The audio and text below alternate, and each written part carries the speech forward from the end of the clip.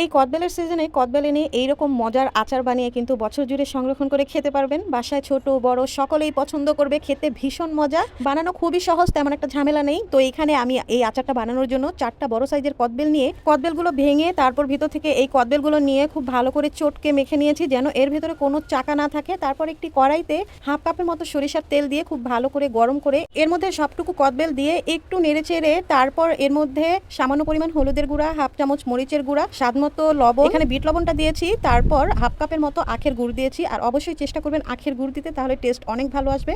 এটাকে নেড়ে চেড়ে রান্না করব ততক্ষণ পর্যন্ত যতক্ষণ না এইরকম একটা আঠালো ভাব চলে আসে।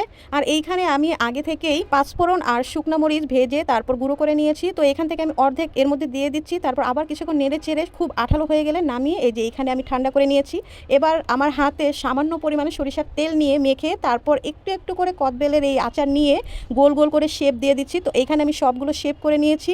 এবার এই যে বাকি পাঁচফোড়ন আর শুকনো মরিচের গুঁড়োটুকু ছিল এইটুকুর মধ্যে আমি এইভাবে হালকা করে কোট করে নিয়েছি। তো এই যে ফাইনালি আচারটা রেডি হয়ে গেল। বানানো কিন্তু তেমন একটা ঝামেলার না, আর খেতে এত মজা, আপনারা অবশ্যই ট্রাই করবেন।